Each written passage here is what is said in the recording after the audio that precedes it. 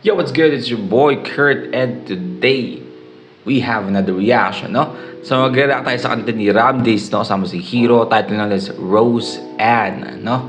This is a request reaction. Nagsabi sa inyo na this is like a storytelling, man. Tayo na. Nabasa ko to, sobrang excited ako, no? Sobrang hilig ko makinig ng mga storytelling na kanta, diba? Kasi at the same time, may enjoy mo yung kanta, at the same time enjoy mo rin yung kwento ng kanta. That's the main reason why naging paborito ko si Glock 9, kasi si Glock 9 sa mga pinakamagaling na storytelling, sa pagaling sa mag-storytelling sa kanta, no? And at the same time, hindi lang basta storytelling, yung the way nila i-arrange yung mga salita and the way nila i-deliver, diba? Yung mga flows in a storytelling, in a rap format. But yeah, Ramdays and Hero, man, tayo na mga mga disipulo ni Glock 9, no? So ini-expect na natin na storytelling, man. Kaya sila dito sa industriya napansin talaga, no, dahil alam natin meron silang ibubuga paggawa ng kanta and storytelling. Ramdays, Hero kasi, no? Siguro this is the first time na makikinig ako sa kanta ni Hero na sabi natin storytelling. Kasi si Ramdays, nakapakinig na ako . Magaling si Ramdays kumuha ng kanta. Kasi may mga, don't get me wrong, no? Magaling kumanta si Hero, no? Magaling mag-rap, magaling kumanta at the same time, right? But yeah, ang gusto kong sabihin is, iba kasi yung gumagawa lang ng kanta or nag-rap lang sa yung nag-rap tapos magaling mag-storytelling, no, sa kanta, no? Magkaiba kasi yun . So for me, this is the first time, no, para kay Hero. But man, dito na tayo, no? I'm really excited. Without no further ado, natin patagalan, man. Rose Ann, let's fucking get it.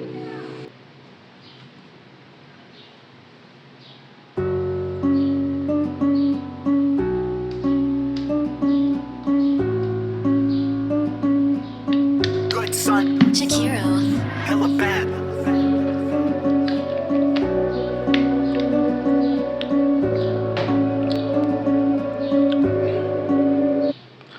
Yung sa pa lang, no? Yung sa parang cover ng comics. Dating, no? May kwento na agad . Makapag-assume ka na agad ng mangyayari, no? Pero, yeah. Wala tayong mag-assume. Nasira yung storytelling pag masyado tayo nag-overthink. Ako si Osong, 17 taong gulang. Pangalawa sa tatlong magkakapatid, hiwalay ang mga magulang, taga-Antipolo, Kupang. Ako'y ina na din ngayon sa aking dalawa. What the hell? Diba? Yung sinasabi ko, hindi ako alam ko parang napaka-exaggerated naman. Umpisang linya pa lang, napaka-ano mo na. Pero yung gusto kong sabihin, yung paano nila ni-deliver yung rhyming, right? Na mag-fit in siya na parang storytelling. Hindi lang, kasi maraming rapper minsan na ang dami sinasabi, no? Dami sinasabi sa salita, ganyan. Ang haba, ang bilis. Pero pag papaigan mo yung mga lyrics talaga, maraming mga fillers na word para lang mabuo nila yung rhyme scheme na sinimulan nila. Paano sabihin to? Parang sumakto doon sa rhyme scheme nila. Diba? Yung sa flow na napili nila. Right? Para lang mahabol nila hanggang dun sa part na mag-rhyme. Right? Pero ito, lahat nag-sit in diba? Lahat sumasakto. Diba? Yung rhyming. And at the same time na papansin nyo yung umpisa. Diba? Ako si Osang, ganyan gato. Boses ni Ramdays yun, right? And at the same time, parang may nakalayer na boses ng babae. Diba? Ang una ko naalala doon is yung sa Magda. Right? Sa Magda niya, yung sa bandang part na kinanta sa part na spit na ni Glock 9 yung verse kung saan parang may sulat si Magda. Right? Parang ganun. Ha?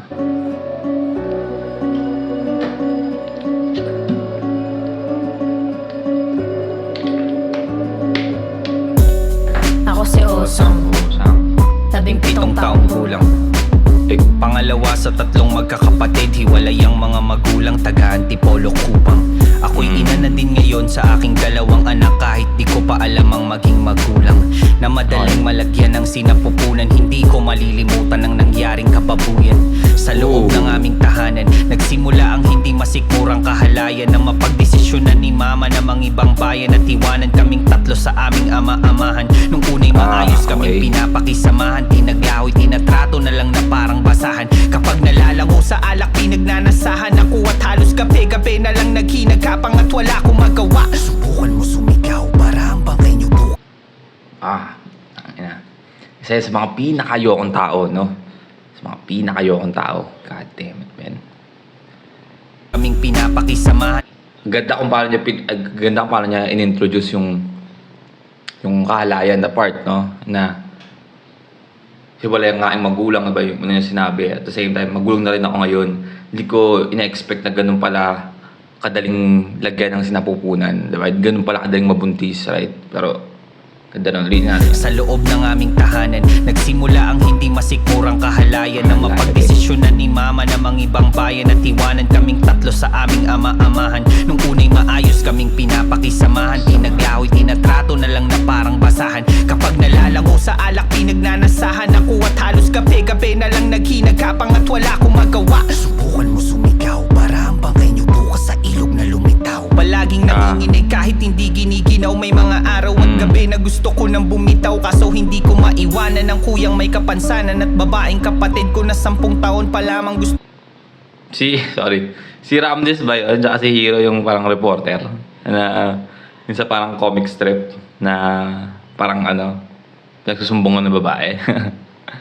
Palaging nanginginig kahit hindi giniginaw. May mga araw at gabi na gusto ko nang bumitaw, kaso hindi ko maiwanan ang kuyang may kapansanan at babaeng kapatid ko na 10 taon pa lamang gustuhin ko man lumaban. Mas nilunok ang tapang para sa pansamantalang kalayaan. Lunok laway na nagpahalay ako. Buksan ang iyong mata, bukang iyong bibig, sabihin ang gustong sabihin, tibayan ang dibdib. Kung hindi ka makapagpasya dahil sa mga mapanghusga, tumingin sa salamin, saka mo tanungin kung nasan ang hustisya. Hubad, gusto ko buong saplot o gusto mo pukpukin ko kapatid mo ng mangkok? Asan na yung kuya mo parang laging inaantok? Kulang-kulang ayan tuloy, hindi ka maipagtanggol. Sige patong na sa lamesa at sayawan mo ko na para kang si Magdalena. Huwag na kang umiyak, sinisira mo yung eksena. Sabay kasan niya sa akin ng kalawanging bareta na punong-puno ng bala. Hintot. Shit, man. Tayo na yung rhyming. What the fuck? Tayo nag-goosebumps ako, oh. Goosebumps ako, man. Tayo na ang galing. Ulit natin yun. Gusto ko buong saplot o gusto mo pukpukin ko kapatid mo ng mangkok? Asan na yung kuya mo parang lagi. Ang ganda, man. Ang ganda ng storytelling, di ba? Dito mo makikita na at the same time nung sinabi kasi na-introduce na kanina, hindi masyadong na-highlight pero magiging aware ka na kaya hindi makatakbo yung protagonist natin dito kasi meron siyang batang kapatid and then meron siyang kuya na may kapansanan, right? Pero di siya masyadong na-highlight, na nabanggit lang para aware ka kung bakit di siya makaalis, pero, di ba? Pero nagme-make sense siya ngayon dito sa second verse kasi, di ba? Gusto mo pukpukin ko yung kapatid mo ng mangkok, right? Di ba? Kasi walang makakapalag sa kapatid niya, yung kapatid niyang bata pa, and then kapatid niyang may kapansanan, di ba? Kasi ito, asan na yung kuya mong parang laging inaantok, di ba? So parang dito pinapakita na men, wala kang palag, di ba? Kasi yung mga kasama mo sa bahay, hindi ka naman makapagtanggol.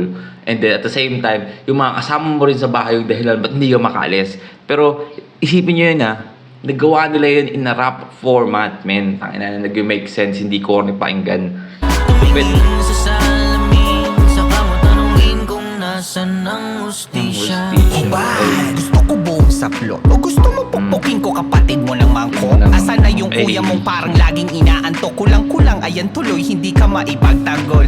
Sige patong na sa lamesa at sayawan mo ko na para kang si Magdalena. Huwag na nga umiyak, sinisira mo yung eksena. Sabay kasan niya sa akin ng kalawanging bareta na punong-puno ng bala, hintuturo sa gatilyo. Yung uso ng baril nakahalik sa aking sentido. Gawin mo pa gusto mo kahit ano, halika rito. Kinala naladkad papunta sa kwarto ni Kuya Nino at saka binalibag. Pinahiga ako na parang manikin. Yung kuya ko walang muwang lang sa'kin na nakatingin. Parang gusto niyang tanongin bakit ako umiiyak. Habang demonyo sa ibabaw ko tuloy sa pagbiyak. Sa maselang parteng bahagi ng aking katawan. Tama na po ang tanging salitang pinapakawalan ng aking bibig. Mahigpit na sakal sa aking leeg. Hayok na hayok ang hayop at walang nadidinig.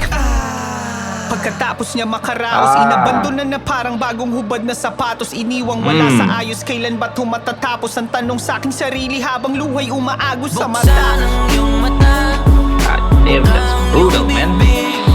sabihin ang gustong sabihin. Tibayan ang dibdib kung hindi ka makapagpasya. Dahil sa mga mapanghusga, tumingin sa salamin, saka mo tanungin kung nasan ang hustisya. Walang gabi na hindi ako niyayakap ng demonyong sinapian ng espiritu ng alak. Kaya nang makita ko siya'y tulog na tulog sa amat. Alas 2 ng Tangina. Gagusok sa ang ganda ng what the fuck, man. Glazing too much. Salamin, saka mo tanungin kung nasan ang hustisya. Walang gabi na hindi ako niyayakap ng demonyong sinapian ng espiritu ng alak. Kaya nang makita ko Damn, saan ka makakahanap ng rapper ngayon, no, na i-description niya yung alam mo yun, yung ganon in that way, right? Tangina, ang galing, di ba? Yung lyricismo talaga. Husga, tumingin sa salamin, saka mo tanungin kung nasan ang hustisya.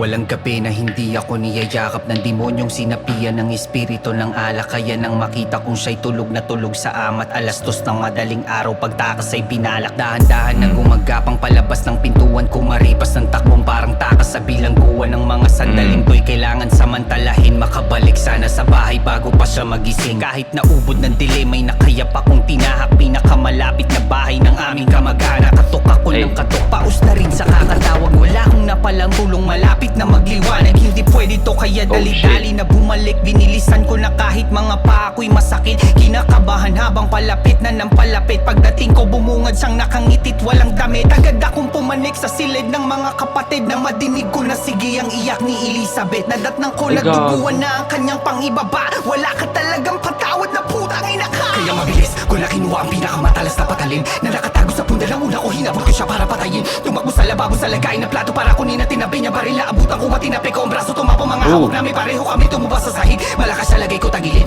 Pumaiba pa mga kamao niyang hinataw habang hininga ko yaking inaagaw. Bumabahan na ng dugo. Handa na akong mawala sa mundo. Isa suntok na labasan na ang bungo. Nang makadinig ako ng isang putok. Oh, shit. Matagal kong hinahanap at hinihintay. Na hustisya ay natagpuan ko sa mga kamay ng Kuya Nino. What the fuck, man?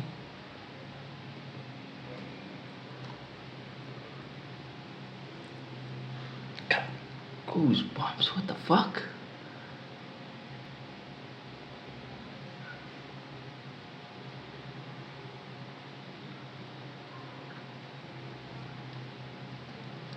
So,